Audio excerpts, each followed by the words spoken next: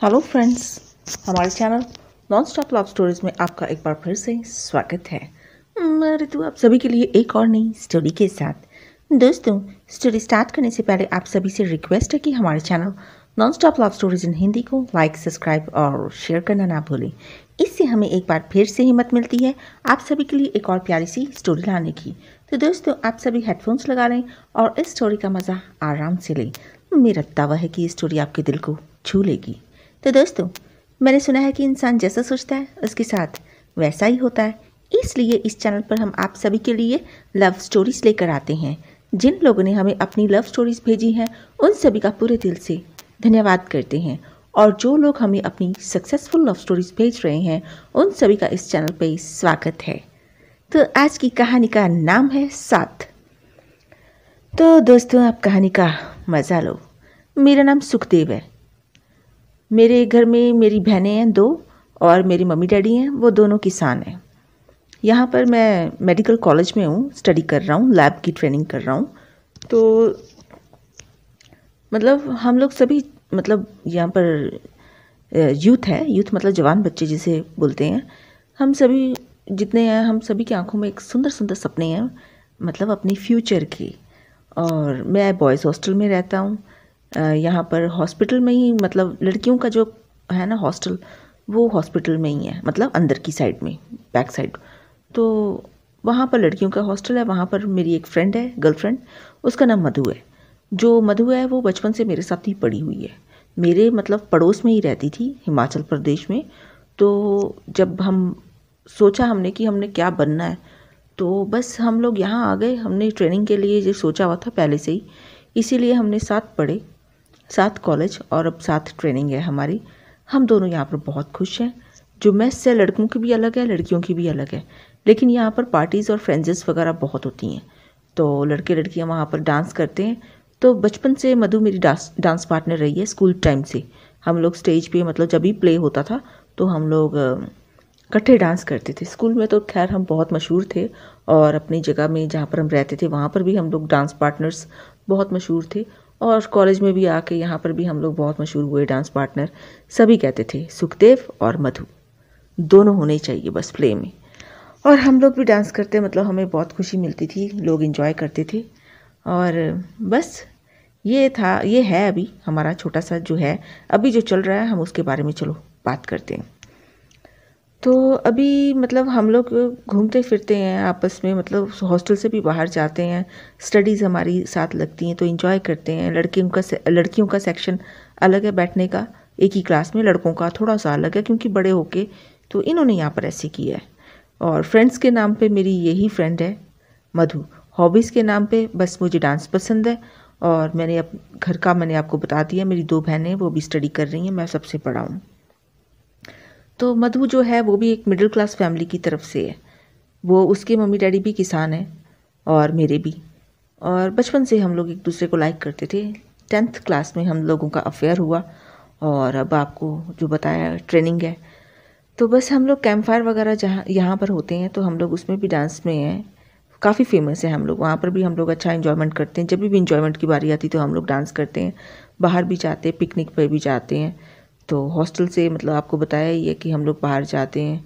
तो लेकिन सबसे मज़ेदार बात ये होती है कि जब हम लोग घर के लिए जाते हैं ना, तो वहाँ पर मेरे और मधु के अलावा कोई बस में नहीं होता या ट्रेन में। तो हम लोग आराम से सफ़र करते हैं, बातें वगैरह करते हैं। तब हमें कोई डिस्टर्ब करने वाला नहीं होता हमारे बैच का। तब हम बड़ा इन्जॉय करते हैं। तो घर में मतलब वो अपने घर में चली जाती, मैं अपने घर में चला जाता हूँ, पड़ोस में तो है हमारा घर। तो शाम को हम लोग फिर मिल लेते हैं, जैसे मतलब बाहर निकलते घर के। तो मैं जो हूँ वो मधु से जब मर्जी मिल लेता हूँ, वो भी मुझे आवाज़ दे देती होती है सुखदेव, मैं भागा आता हूँ बस। तो एक दिन ऐसे ही बस हम लोगों ने मतलब सोचा कि चलो हम लोग कॉलेज में, मतलब हॉस्टल में हमने लड़के लड़कियों ने प्लान बनाया कि भाई चलो हम लोग यहाँ चलते हैं, ये पिकनिक पे चलते हैं। हमारे जो शहर था जहाँ पर हम ट्रेनिंग कर रहे थे, वहाँ पर एक बहुत बड़ी नहर थी, बहुत बड़ी, बहुत प्यारी। और उसके आसपास मतलब लोग आते पिकनिक मनाने। तो हमने भी यही सोचा कि हाँ यार, वो सबसे बेस्ट व्यू है, वहाँ पर हम लोग 3-4 घंटे बैठेंगे हम लोग सारा सामान यहाँ पर लेकर ही गए थे, मतलब जो हमारी कॉलेज की बस थी हमने पहले ही बुक कर ली। तो हमने ये सोचा था कि हाँ वहाँ पर जाके थोड़ा स्टोव वगैरह जला लेंगे और खाना खाएंगे वहाँ पर बना के। कोल्ड ड्रिंक्स और फल वगैरह हमने सब ने ले लिए, बड़ी अच्छी सी तैयारी करके गए। यहाँ पर हमने बैडमिंटन भी ले लिया, बैडमिंटन मतलब बैडमिंटन का जो आर्टिकल्स होते हैं हमने वो ले लिए, खेलेंगे करके। बस ये सब हमने लिया। हम लोग बस में बैठे, मैं और मधु तो दोनों साथ मिल के बैठ गए। हमने कहा चलो अब हम वहाँ पर जाके एंजॉय करेंगे, ढेर सारी बातें करेंगे। बड़े खुश थे हम लोग, कैमरा भी लेके गए थे कि फ़ोटोग्राफी भी करेंगे। बस फिर हम लोग निकल पड़े। वहाँ पर जितनी लड़कियाँ थीं उन लड़कियों ने फटाफट बेडशीट निकाल के लगाई। बेडशीट यहाँ वहाँ हम जैसे हमने बेडशीट देखी, हम लड़के जो थे सारे इकट्ठे बैठ गए। मतलब पहले जब हमने बेडशीट देखी तो हम सब लेट गए, बड़ा ही अच्छा लग रहा था। आसपास हरी हरी घास थी, ऊपर जो था वो इतना खुला आसमान था, तो नीला आसमान, बड़ा ही अच्छा लग रहा था। और जो नदी थी, जो मतलब नहर थी, यहाँ की सबसे बड़ी नहर, बहुत बड़ी थी वो भी देखने में इतनी खूबसूरत लग रही थी ना, मतलब बड़ा अच्छा सा नज़ारा था। थोड़ी देर तक तो हम लोग लेटे रहे। फिर बस से एक लड़के ने मतलब मेरे सर पे थोड़ा सा रैकेट जैसे मारा प्यार से कि चल खेलते हैं। मैंने एक रैकेट उठा लिया और हम लोग बैडमिंटन खेलना वहाँ पर शुरू हो गए। कहे जितने कुछ लेके आए थे, कुछ लोग डिस्क लेके आए थे, वो डिस्क खेलने फ्रिस्बी जिसे बोलते हैं, और बस अपना अपना सब शुरू हो गए। फिर लड़कियाँ जो थी, लड़कियों कुकिंग का सामान लेके आई थी कि हम लोग चिकन बनाएंगे और चावल बनाएंगे। वो अपना शुरू हो गई चिकन और चावल बनाने। बस अभी ये सब हम कर ही रहे थे। और कुछ जितनी मधु थी, मधु कैमरा लेके आई हुई थी, वो सभी की जैसे जैसे जो कर रहा था सबकी फ़ोटोग्राफी हो रही थी। बड़ा ही मज़ा आ रहा था। तो उसके बाद में हम लोगों ने खेलने खुलने के बाद में मतलब 2 घंटे में इन लड़कियों का खाना बन गया और हम लोगों ने फटाफट सलाद काटा। हम लोग लेके आए हुए थे सामान और खाना खाया। फिर हम लोगों ने नदी किनारे मतलब जाके थोड़े थोड़े हाथ धोए। नदी वैसे गहरी थी, डर भी लग रहा था, लेकिन बड़ा मज़ा आ रहा था। फिर हम लोग आपस में बैठ गए, यार हम लोग कितना मज़ा आ रहा ना, ऐसी सी बातें कर रहे थे। बस अभी ये सब चल ही रहा था।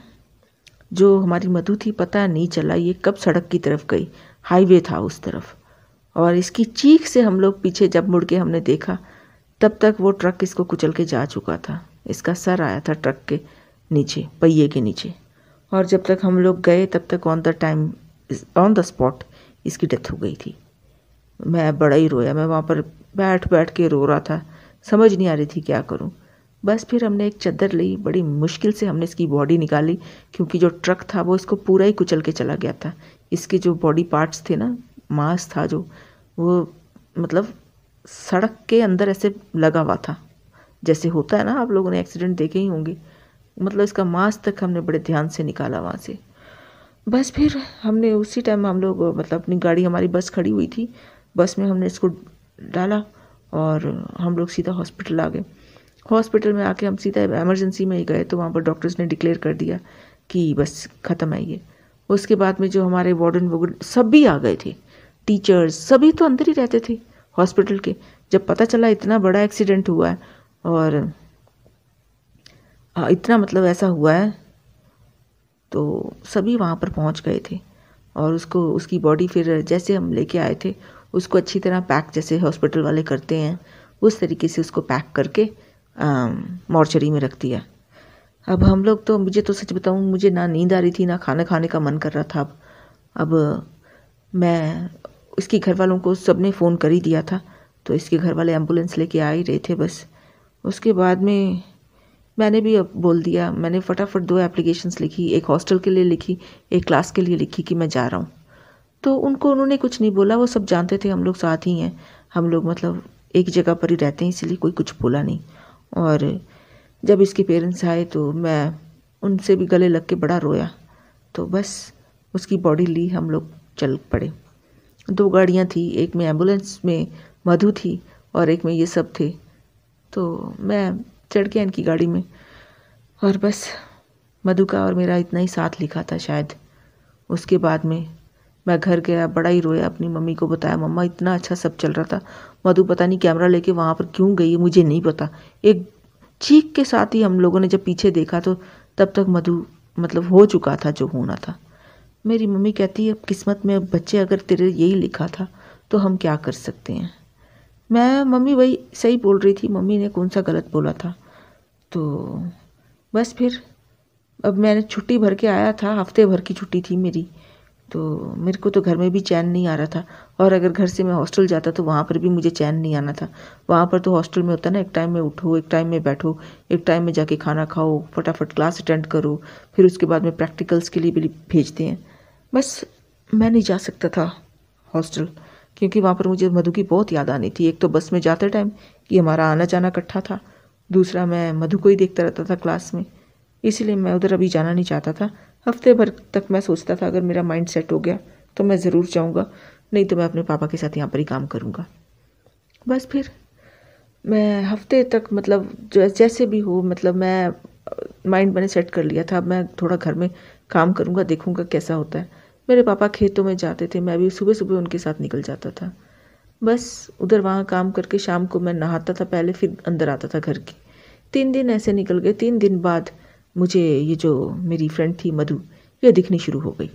दिखने क्या, जब मेरा कमरा था वो मतलब ऊपर वाले फ्लोर में था, वहाँ पर एक पीपल का पेड़ था। उसकी जो शाखाएं थी ना, वो लटकती थी मेरे मतलब हमारे जिसे जहाँ पर हम बैठते हैं ना कमरे, मतलब ऊपर मेरा घर रूम था, वहाँ पर जहाँ पर मैंने टेबल और चेयर लगाया हुआ था, आंगन में, आंगन बोलते हैं उसे ना, तो बस वहाँ पर वो लटकती थी। और मुझे ये ना पेड़ पे दिखाई दी पहली बार। ये उस शाख से होते होते एकदम मेरे सामने आ गई लटकते हुए, और सामने आके मेरी खड़ी हो गई। ये मेरे सामने चेयर पे बैठ गई, बिल्कुल वाइट। अब ये मेरी आंखों का धोखा था या ये सचमुच थी, मुझे नहीं पता चल रहा था। तो मैं इसको देखने लग गया बड़े ध्यान से। इसने मुझे कहा, कहती कैसे हो? मैंने कहा मैं ठीक हूँ। कहती मेरे बिना खुश हो? मैंने ना में सर हिलाया, मैं कहा नहीं। तो कहती जहाँ मैं रहती हूँ ना वो जगह बड़ी अच्छी है, बहुत सुकून है वहाँ पर। मैं तो कहती हूँ तुम वहाँ ये जगह छोड़ के तुम मेरे पास वहाँ ही आ जाओ। अब उसकी बातें जो थी, ठीक है, मैं तो उसको जानता था, इसलिए मैं डर रहा नहीं था उससे। तो मैंने कहा अच्छा। फिर मेरी मम्मी ने आवाज़ मारी, मैंने कहा मधु तू मेरा वेट करना, मैं बस आता हूँ।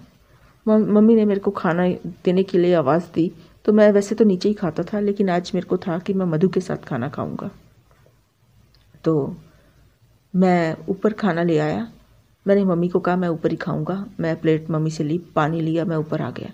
मैंने टेबल पे खाना रखा तो बिना बोले ही मेरे, नहीं तो मतलब हम लोग तो आपस में बात कर लेते ना खा ले करके, मैंने अभी कुछ कहा ही नहीं था, उसने खाने को मतलब पूरा प्लेट में घूम के सर घुमा के उसने अलग से तरीके से सूंघा, जैसे से संतुष्टि मिल गई हो।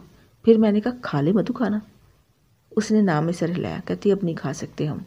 कहती बस मैंने खुशबू ले ली, मैंने खा लिया बस। फिर मैंने भी खाना खा लिया उसके सामने। मैंने कहा पानी तो पी ले। कहती नहीं। उसके बाद में वो मुझे ऐसे ही दिखती रही, रात को मुझसे बातें करती। अब धीरे धीरे मुझे मधु अपने पास बुलाती और मैं बीमार होता गया। बस मेरा जो बुखार था वो टूटता ही नहीं था। वो जब मेरे सर पे हाथ लगाती या मेरे गालों को हाथ लगाती, मुझे उसी टाइम बुखार हो जाता। तो अब मैं छत पे था, 2 दिन से नीचे नहीं आया। मेरी मम्मी तो एकदम ऊपर आ गई। पापा के साथ मैं खेत पे भी नहीं गया। मेरी माँ ने ऊपर आके मेरे को देखा तो मैं कंबल लेके लेटा हुआ था। उसने आते ही कहती क्या हुआ? मैंने कहा कुछ, जैसे मैंने बोला ना कुछ नहीं। बस मेरी मम्मी ने एकदम मेरे सर पे हाथ लगाया। कहती अरे इसको तो बुखार है। फिर मेरी मम्मी ने दवाई वगैरह दी, लेकिन कुछ फ़र्क नहीं पड़ा। फिर डॉक्टर को बुला के लाए मेरे पापा। तो बस फिर मतलब मेरे को कुछ असर ही, ना दवाई असर कर रही थी ना कुछ। तो अभी मैं कुछ बोलता भी नहीं था, बस सीरियस होता जा रहा था मैं। बीमार, मेरी कंडीशन और ख़राब होती जा रही थी। ना मुझसे कुछ खाया जाता था ना कुछ। बस मेरी मम्मी जो थी घबरा गई थी। वो कहती है कि मेरे पापा को कहती इसको ना नीचे लेके आओ कैसे भी, इसको ऊपर नहीं रखना, अकेले नहीं रखना। तो मेरे पापा जो थे उन्होंने एक रूम, मेरा रूम तो तैयार ही था, नीचे करने की ज़रूरत ही नहीं पड़ी। तो मतलब मेरे पापा मेरी दोनों बहनों को बोलते इधर आओ कि इसको नीचे लेके जाना है। मुझे कंधे पे उन्होंने मतलब एक हाथ इधर रखा, एक हाथ उधर, 2 बहनें मेरी साइड पे, मेरे पापा ने मुझे बीच में से पकड़ लिया। लंबा था मैं काफ़ी। तो बस धीरे धीरे मेरे को नीचे लाए गए। तो नीचे लाए तो मेरे को थोड़ा सुकून मिला, मुझे अच्छा लगा नीचे। नहीं तो ऊपर तो सच बताऊँ तो मधु मेरे से बातें करती रहती थी। अब तो उसकी दुनिया अलग थी और मेरी अलग थी ना। तो वो चाहती थी वो मैं मतलब उसकी दुनिया में चला जाऊँ। तो नीचे फिर मैं अपनी मम्मी का हाथ नहीं छोड़ता था।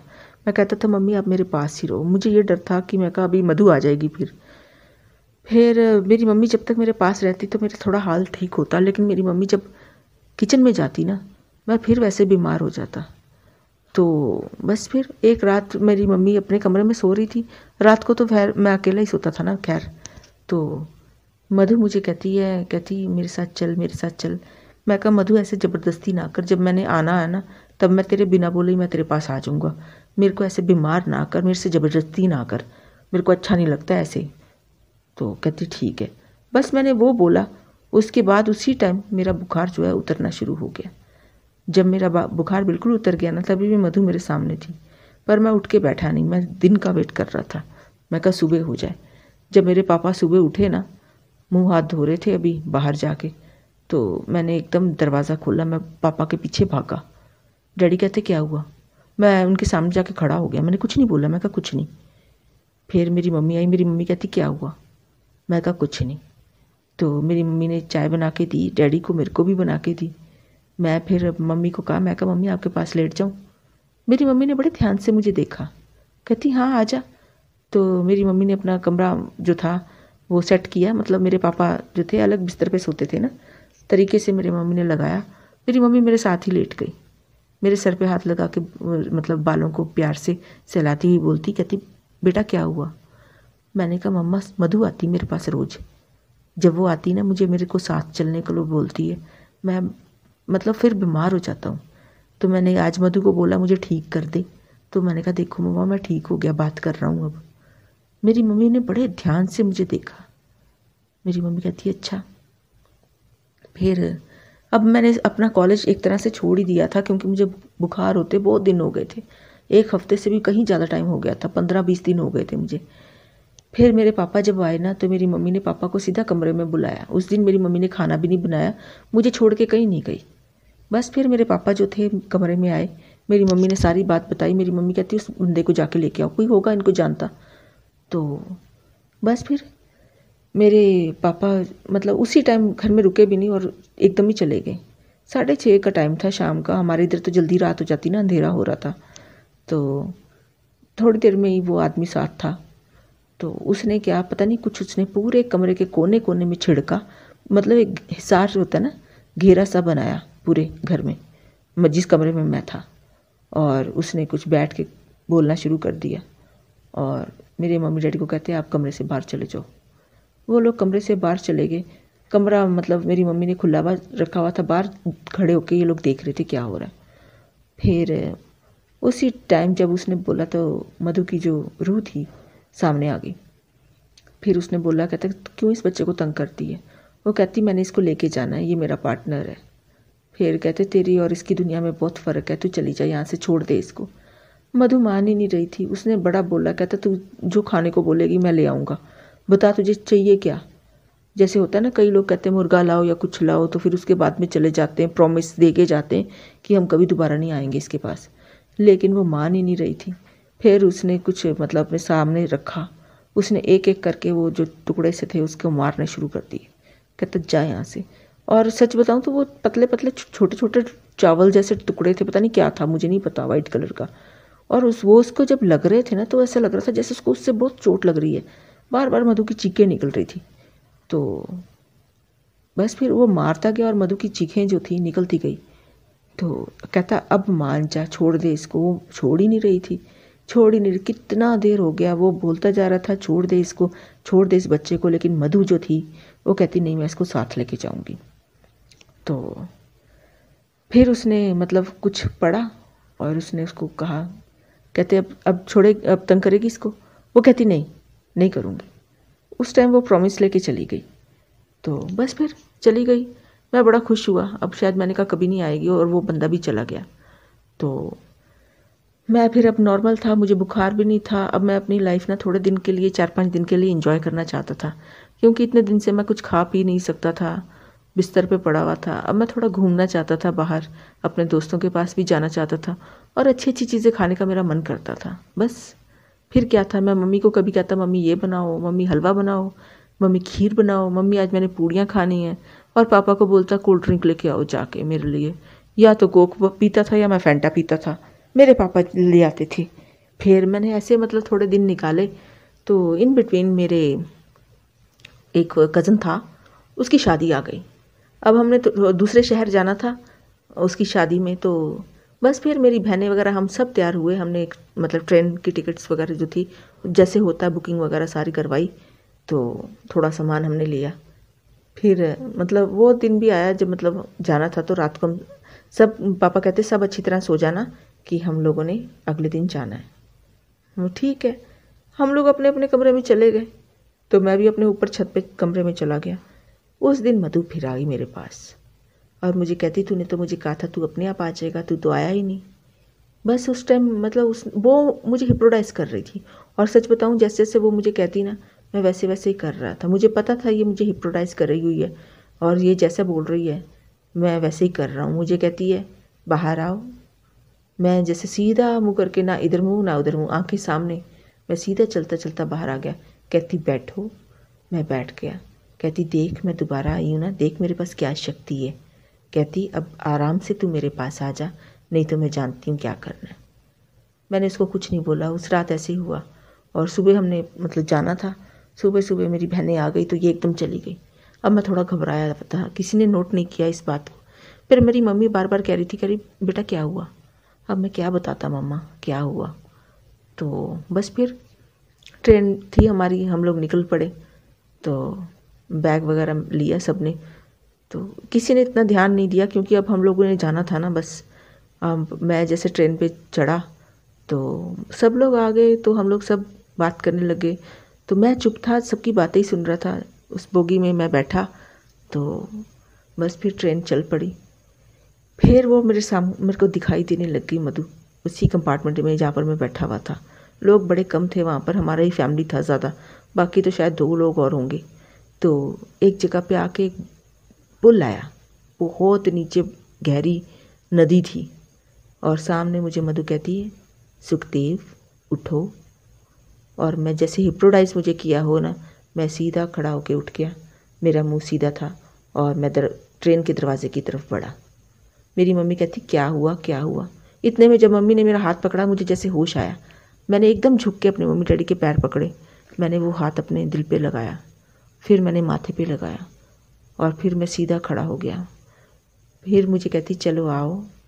अब मैं जैसे जैसे बोल रही थी मैं वैसे वैसे ही कर रहा था। फिर मेरी माँ ने मुझे आवाज़ दी, मुझे याद है, लेकिन अब मैं पीछे मुड़ के देख नहीं सक रहा था क्योंकि अब पता नहीं, मुझे जब उन्होंने टच किया था ना तभी मुझे होश आया था। अब नहीं, अब मुझे किसी ने टच नहीं किया तो मुझे होश भी नहीं आया। लेकिन मुझे कान में आवाज़ आ रही थी, मेरी मम्मी कह रही थी सुखदेव कहाँ जा रहा है, तो ज़ोर ज़ोर से बोलने लग गई जैसे जैसे मैं आगे जा रहा था। और ट्रेन का दरवाज़ा मैंने खोला और बस मैंने छलांग मार दी पानी में। तो पता नहीं फिर क्या हुआ, चीखों की आवाज़ आ रही थी बस पीछे और बस मैं बेहोश होता जा रहा था। एक आवाज़ आई पानी में गिरने की, छपाक, उसके बाद मुझे होश नहीं। तो बस उसके बाद में 2 मिलिट्री वाले थे, उन्होंने मेरे पीछे ही मतलब डाइव किया था पानी में। और बहुत मतलब मेरी मम्मी ने एकदम ट्रेन की जो चेन थी वो खींची और मिलिट्री वालों ने मेरे को बचाया। तो बस वहाँ पर हम लोग सारे नीचे खड़े, मतलब ये सब नीचे आके खड़े हो गए थे। मेरी बॉडी को निकाला पानी से, मेरे पेट से मतलब पानी निकाला, उन्होंने मेरा हार्ट पंप किया, CPR दिया और मतलब मेरे को सांस दिया अपने मुंह से। और तब मुझे होश आई और एकदम मैंने सांस ली ज़ोर से। मेरी मम्मी कहती क्या हुआ। मैंने अपने हाथों के इशारों से बोला रुक जाओ, और मैं बैठ के सांस लेने लग गया। बड़ी तेज़ तेज़ मेरी सांस थी। मेरी मम्मी कहती क्या हुआ बेटा क्या हुआ। फिर मेरी मम्मी ने जो अपना मेरा जो सर था ना गीला था ठंडा, मेरी मम्मी ने अपने ना छाती पे ऐसे लगा लिया मुझे। और मेरी मम्मी को मुझे बहुत अच्छा लग रहा था, गरम गरम हाथ। मैं काँप रहा था सच बताऊँ तो। मेरी मम्मी कहती क्या हुआ। मैं कहा मधु, मैं कहा मम्मी मधु, मम्मा मधु दिखाई दी मुझे। उसने मुझे कहा छलांग मार दी और मैंने मार दी। मेरी मम्मी ने मेरे पापा को देखा। फिर मतलब ट्रेन चलनी थी तो सब हम लोग ट्रेन में आके बैठ गए। तो बस फिर ट्रेन में भी चढ़ना आसान नहीं था। वहाँ की जो एक पहाड़ी सी थी उसके ऊपर चढ़ के फिर हमें ट्रेन में जाना था, क्योंकि ट्रेन ऑन द टाइम रुकी नहीं थी। ट्रेन थोड़ा आगे जाके ही रुकती है ना जब चेन खींचो तो। बस फिर हम लोग ट्रेन में बैठे। मेरी मम्मी ने कहा कि इसके कपड़े चेंज करा दो। मिलिट्री वाले थे वो, मतलब हमारे साथ ही हमारे बोगी में ही आ गए थे। तो मैंने थोड़ा पीछे से होके ना, मतलब मैंने फैमिली के सामने नहीं गया। उन लोगों ने मुझे बाथरूम में नहीं जाने दिया, कहते इधर ही खड़ा होकर कपड़े चेंज कर। उन्होंने पीछे मुँह कर लिया, मैंने कपड़े अपने पूरे चेंज किए और गीले कपड़े थे डाले। तो बस फिर जैसे वैसे शादी जो थी वो अटेंड करके वापस मुझको लेके आए। वापस लेके आए तो उसी आदमी को लेके आए जिसने पहले मधु को बुलाया था। बस फिर उसने, मतलब वैसे ही उसने एक हिसार सा खींचा चार कमरे के चारों कोनों में। उसके बाद मेरी मम्मी डैडी को कहते आप बाहर जाओ। मेरे मम्मी डैडी बाहर चले गए, खड़े होके देख रहे थे। और फिर उसने मधु को बुलाया, मधु फिर आई। फिर उसने कहा तू गई नहीं इसको छोड़ के, तू इसको लेके जाना चाहती है? कहती हाँ, कहती ये सिर्फ मेरा है, मैं इसको लेके जाऊंगी। जैसे मैं इस दुनिया में इसके साथ खुश थी, उस दुनिया में भी इसको अपने साथ खुश रखूंगी। वो कहता इतनी हिम्मत? कहती हाँ। उसने फिर वो जो कंकर से थे वो मारने शुरू किए मधु को। फिर मधु ने चीखें मारनी शुरू करी और करते करते करते करते उसने पता नहीं क्या अपने हाथ में लपेट के उसके ऊपर मारा ना, जब जैसे उसके ऊपर पेट्रोल कुछ गिरा हो ना, वैसे उसको आग लगी। और देखते ही देखते मधु बिल्कुल खाक हो गई। फिर उसने उसकी राख को उठाया और बोतल में बंद करा। फिर बोतल में डाल के उसको पूरा बंद कर दिया और मुझे कहता बेटा अब तो बिल्कुल सुरक्षित है, किसी चीज़ से न डरना, अब वो तेरे पास कभी नहीं आएगी। बस उसके बाद में मेरी मम्मी डैडी अंदर आए, मेरी मम्मी ने मुझे गले लगा लिया। मैं बड़ा खुश था और उस आदमी को मेरे पापा ने बड़ी इज्जत से फिर घर तक छोड़ा और बड़ा एहसान उस आदमी का जिसने मुझे बचा लिया। और फिर मेरी मम्मी ने मेरे को मतलब हॉस्टल भी जाने नहीं दिया वापस। तो उसके बाद में मेरी शादी भी जल्दी करवा दी, उसी साल करवा दी। उसके बाद में 2-3 सालों में मेरे मतलब बच्चे हुए। तो मेरी वाइफ भी बड़ी अच्छी थी, प्यार करने वाली मुझे। तो बस ऐसे कभी कभी ऐसा होता है कि इंसान जो होता है ना भटक जाता है, या फिर कह लो किसी के अगर कब्जे में आ जाए तो ज़िंदगी ख़राब होते होते। लेकिन मेरी माँ बाप थे, सपोर्ट में मेरा पूरा फैमिली था, तो मुझे बचा लिया इन लोगों ने। जो माँ बाप होते हैं और जो फैमिली होता है वो बहुत बड़ी चीज़ होती है। ऐसा होता है कि ये जो मेरी सपोर्ट के जो होते हैं ना, एक तरह से कह सकते हैं पिलर होते हैं, ये सपोर्टिंग पिलर्स होते हैं। तो अपने माँ बाप से हमेशा प्यार करना चाहिए। मैं अभी भी अपने माँ बाप को उतनी इज़्ज़त देता हूँ जितनी पहले देता था, अभी भी उतना ही प्यार करता हूँ जितना मैं पहले करता था, क्योंकि मुझे पता है कि मैं इनके बिना कुछ नहीं हूँ। फिर मेरी बहनों की भी जल्दी शादी हो गई, करा दी, इधर ही हिमाचल में ही करवाई। और फिर मैं अपनी फैमिली से बहुत खुश हूँ। आज की डेट में मैं इधर ही हूँ सेटल, हिमाचल प्रदेश में। तो कुछ लफ्ज़ हैं जो आपके सामने बोलना चाहता हूँ, प्लीज़ थोड़ा ध्यान से सुने। मंजिल भी तुम हो, मंजिल भी तुम हो, तुम ही उम्मीद हो मेरी। आस भी तुम हो, इश्क भी तुम हो, जुनून भी तुम हो, एहसास भी तुम हो, ज़िंदगी भी तुम हो और मौत भी तुम हो। तो दोस्तों अभी तक बने रहने के लिए धन्यवाद। अगर आपको ये कहानी पसंद आए तो प्लीज़ लाइक, सब्सक्राइब और शेयर करना ना भूलें। धन्यवाद। तो दोस्तों उम्मीद करते हैं ये स्टोरी आपको पसंद आई होगी। अगर पसंद आई हो तो प्लीज़ लाइक, सब्सक्राइब और शेयर करना ना भूलें। तो दोस्तों अभी तक बने रहने के लिए आपका बहुत बड़ा धन्यवाद। जितनी आप मुझे सपोर्ट देते हो उसके लिए बहुत बड़ा धन्यवाद। तो दोस्तों आई होप आपकी सराउंडिंग्स जो हैं, आपके लव वंस, आपके नियर वंस और आपके डियर वंस के साथ हमेशा सराउंडेड रहें। आप हमेशा प्यार की वाइब्स में रहें और प्यार की बारिश हो आप पे हमेशा। तो दोस्तों धन्यवाद अभी तक बने रहने के लिए, स्टोरी सुनने के लिए। Thank you so much. Bye. वंदे मातरम। जय हिंद।